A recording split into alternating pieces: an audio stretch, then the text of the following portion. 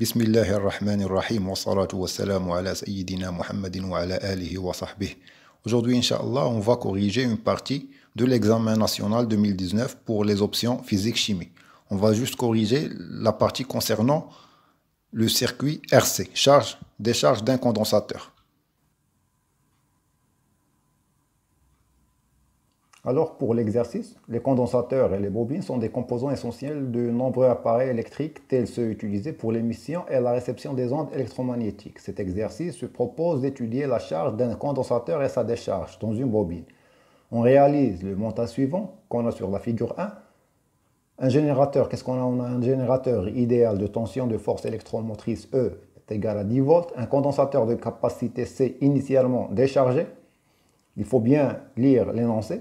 Un conducteur ohmique de résistance R, une bobine d'inductance L et de résistance négligeable. Première partie, étude de la charge du condensateur. On met l'interrupteur K sur la position 1 à l'instant choisi comme origine des dates, t égale à 0. Un système d'acquisition informatisé ADK permet de tracer la courbe d'évolution de la charge Q de T du condensateur. La droite, qui est en pointillé T, représente la tangente à la courbe à la date t égale à 0. Première question, établir l'équation différentielle vérifiée par Q de t au cours de la charge du condensateur.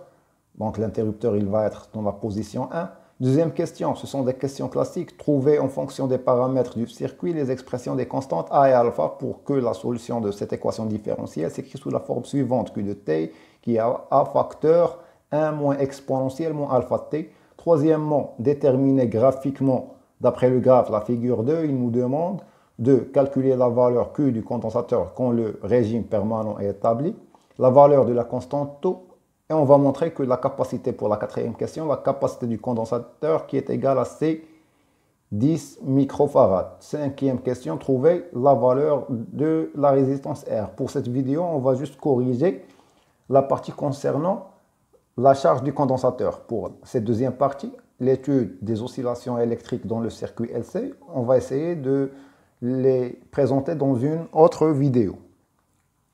On passe maintenant à la correction. Pour la première question, on a l'interrupteur qui va être à cette position.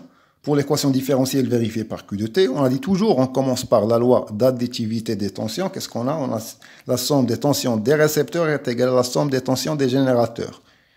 On aura alors UR, cette tension, parce qu'on aura le courant qui va passer ici, et ici on aura UR, et ici UC. On aura UR plus UC qui est égal à E.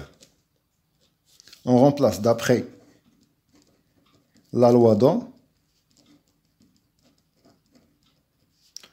On a UR qui est égal à RI. UR est égal à RI. Et UC, c'est Q, la charge sur C. On remplace maintenant dans l'équation, on aura alors RI plus Q sur C qui est égal à E.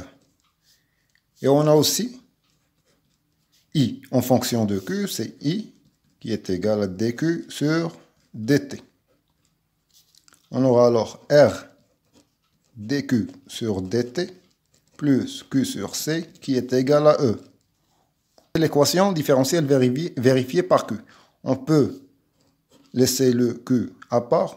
Pour cela, on multiplie ici par C, on aura alors Q plus RC T de Q sur dt qui est égal à C fois E.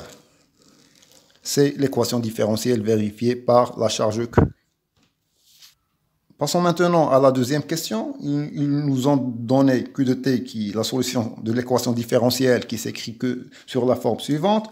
On peut développer qui va être A moins A exponentielle moins alpha de T. On nous demande de donner les expressions de A et alpha en fonction des paramètres du circuit. Toujours on dérive, après on remplace. On n'écrit pas ça sur la feuille le jour de l'examen. Tout d'abord on dérive. dQ, c'est la dérivée A, c'est une constante, c'est 0. On aura alors la dérivée de l'exponentielle moins alpha t. En maths, c'est, on fait descendre le moins alpha, ça va être moins alpha exponentielle moins alpha t.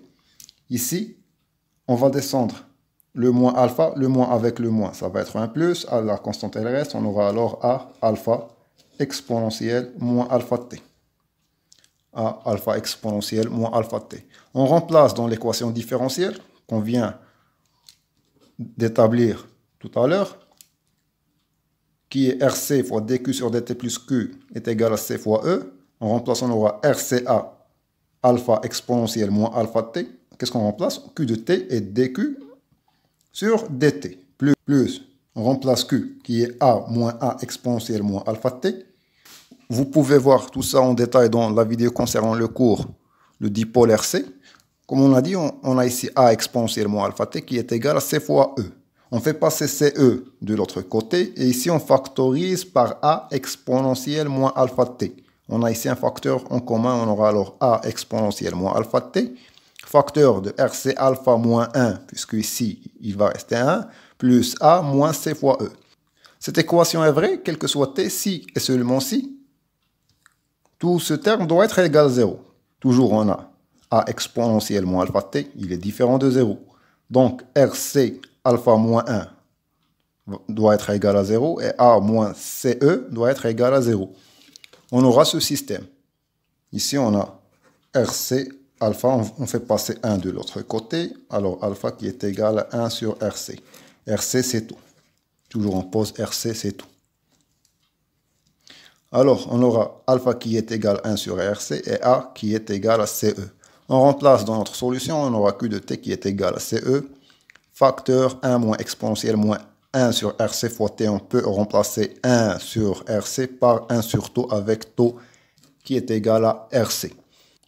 Mais pour la réponse de l'exercice, il suffit de montrer que A est égal à CE et la valeur de alpha, elle est remplacée dans la solution.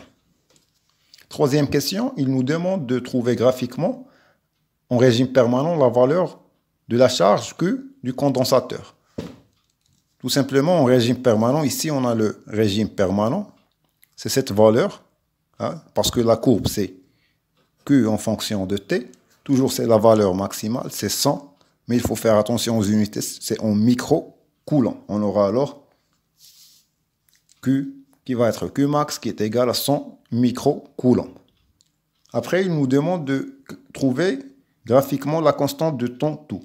On a la tangente à l'instant t égale à 0. On prend l'intersection de cette tangente et cette droite, cette asymptote horizontale, et on fait la projection. On aura ici taux, d'après la courbe, dans l'énoncé, on aura taux qui est égal à 1 milliseconde.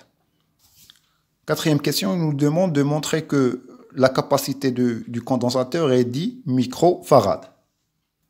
Lorsque le régime permanent est établi, on a vu que Q va être Q maximal, qui va être une constante. Et on sait que la dérivée d'une constante, c'est 0. dQ sur dt va être égal à 0. On remplace dans notre équation différentielle, dQ sur dt va être égal à 0, et Q, en régime permanent, c'est Q, on aura alors Q qui va être C fois E.